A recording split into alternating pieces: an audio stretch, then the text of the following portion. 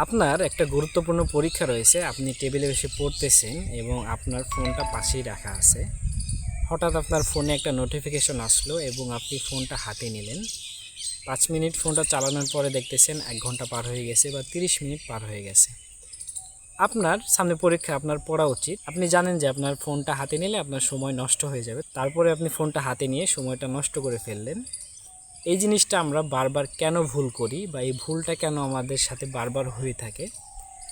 Atomic হ্যাবিটের লেখক James clear উনি বলতেছেন 4টা কারণ আছে এই কাজটা করার পিছনে। অভ্যাসের পিছনে যে বিজ্ঞানটা আছে সেটা 4টা ধাপে কাজ করে, সেটা আজকে ব্যাখ্যা করার চেষ্টা করব। চলুন শুরু করা যায়।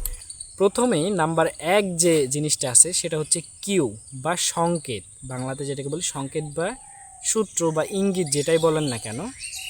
আপনি টেবিলে বসে পড়তেছেন, আপনার ফোনটা পাশেই রাখা আছে, হঠাৎ আপনার ফোনে নোটিফিকেশন আসলো, আপনার মনে কিন্তু একটা ট্রিগার হলো বা সংকেত আসলো যে না, এখন নোটিফিকেশন আসলো, আপনার ওইটা বুঝি, আপনার মোবাইলটা বুঝি দেখা উচিত। এমন কিছু আমাদের মাঝে কিন্তু আসলে ট্রিগার করে নোটিফিকেশনটা আসার পরে ফোনটা নেওয়া উচিত, এমন কিছু মনের মধ্যে ভাবনা আসে। আরেকটা উদাহরণ দিলে আপনি বুঝতে পারবেন যে আপনি প্রতিদিন সকালে চা খান, ঘুম থেকে ওঠার পরেই কিন্তু আপনার চায়ের কথা মনে পড়ে যায়, আপনাকে আলাদাভাবে ভাবা লাগে না, আপনি চা খেতে চলে যান, এমন একটা অভ্যাস তৈরি হয়ে যায়।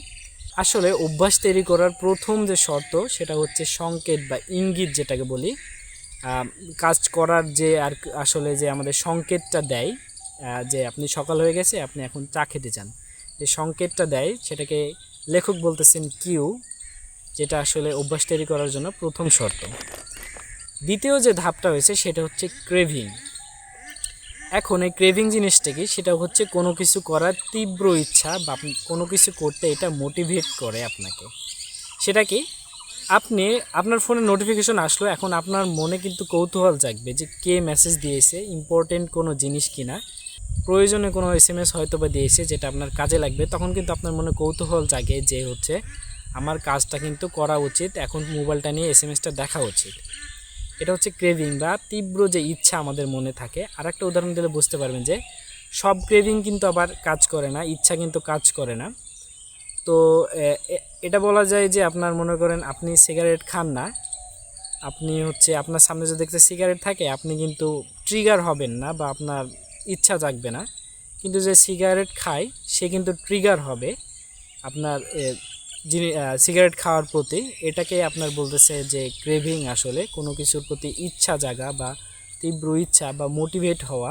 সিগারেট দেখলে যে খায় সে কিন্তু মোটিভেট হয়ে যাবে সিগারেটটা খাওয়ার জন্য, কিন্তু আপনি সিগারেট খান না, আপনার সিগারেটের প্রতি কোনো আসক্তিও নাই। তো এই জিনিসটা লেখক বলতেছেন যে ক্রেভিং। ধাপ 3 যে জিনিসটা আছে সেটা হচ্ছে আপনার রেসপন্স। আপনি আসলে যে কাজটা করেন, আপনার ফোনে নোটিফিকেশন আসলো, আপনার মনে কৌতূহল জাগলো যে কে SMS দিয়েছে বা কে কিসের জন্য আসলে নোটিফিকেশনটা আসলো, সেটা যখন আপনি দেখেন সেটা হচ্ছে আপনার মূলত হচ্ছে রেসপন্স। কিন্তু অনেক সময় আমরা আমাদের তীব্র ইচ্ছা থাকা সত্ত্বেও কিন্তু আমরা অনেক সময় অনেক কিছু রেসপন্স করি না। যেমন ধরেন আপনি জিম করেন, কিন্তু আজকে আপনার শরীরটা খারাপ, আপনার তীব্র ইচ্ছা আছে জিম করার, কিন্তু আপনার শরীরটা খারাপ হওয়ার কারণে আপনি কিন্তু জিম করতে যেতে পারতেছেন না বা জিম করতেছেন না। তো এই জিনিসটা হচ্ছে আপনার রেসপন্স। আপনি আসলে যে কাজটা করেন আপনার সেটাই হচ্ছে মূলত রেসপন্স। এটা হচ্ছে আপনার একটা অভ্যাস তৈরি করার জন্য তৃতীয় যে শর্ত সেটা। এরপরে 4 নম্বর যে শর্ত আসে সেটা হচ্ছে রেওয়ার্ড। রেওয়ার্ড মূলত আমরা যে প্রাপ্তিটা পাই শেষে, মনে করেন নোটিফিকেশন আসলো, আমাদের মনে কৌতূহল জাগলো, আমরা SMSটা চেক করলাম, আপনার বন্ধু একটা মজার SMS দিয়েছে বা ভিডিও পাঠাইছে, সেটা দেখে আমরা একটু হাসলাম, মজা পাইলাম, যে তৃপ্তিটা পাইলাম, এটাই হচ্ছে মূলত রেওয়ার্ড। এটা করলে কি হয়, আপনার সন্তুষ্টি, আপনি নিজে তো একটু সন্তোষ হন এবং মস্তিষ্ক, এটা আপনার সন্তুষ্টি হওয়ার ফলে মস্তিষ্ক বোঝে যে এই কাজটা বারবার আপনার করতে হবে। এই জন্য আপনার ফোনে যখন নোটিফিকেশন আসে মজাদার কিছু দেখলে, আপনি পড়তেছেন কিংবা অন্যান্য গুরুত্বপূর্ণ কাজ করেন, নোটিফিকেশন আসলে আমরা কিন্তু সেটা চেক করতে চলে যাই বারবার, কারণ মস্তিষ্ক আমাদেরকে সিগন্যাল দেয় যে এই কাজটা তোমার করা উচিত। তাহলে তোমার মস্তিষ্ক বুঝতে পারে যে না, একটা ভালো কাজ, যেহেতু আপনি একটু সন্তুষ্ট হন এই জিনিসটা দেখে। তো এই যে 4টা জিনিস, কিউ, ক্রেভিং, রেসপন্স এবং রেওয়ার্ড, এই 4টা জিনিসকে অ্যাটমিক হ্যাবিটস বইয়ের লেখক বলতেছেন যে হচ্ছে হ্যাবিট লুপ। এই হ্যাবিট লুপ যদি কেউ বুঝতে পারে, সিস্টেমটা বানাইতে পারে, তাহলে আপনার অভ্যাস অনেক চেঞ্জ করতে পারবেন, যে কোনো অভ্যাস চেঞ্জ করতে পারবেন এবং যে কোনো অভ্যাসকে আপনি কন্ট্রোল করতে পারবেন। এছাড়াও উনি শেষে বলতেছেন এই অভ্যাস যদি সম্পূর্ণভাবে আপনি মেনে চলতে পারেন তাহলে আপনার জীবনই পরিবর্তন হয়ে যেতে পারে। তো আপনার এই হ্যাবিট লুপ সম্পর্কে কী মতামত বা ভিডিওর সম্পর্কে আপনার কী মতামত অবশ্যই আমাদের কমেন্টে জানাতে পারেন। আজকের এই ভিডিও এই পর্যন্তই। ধন্যবাদ সবাইকে।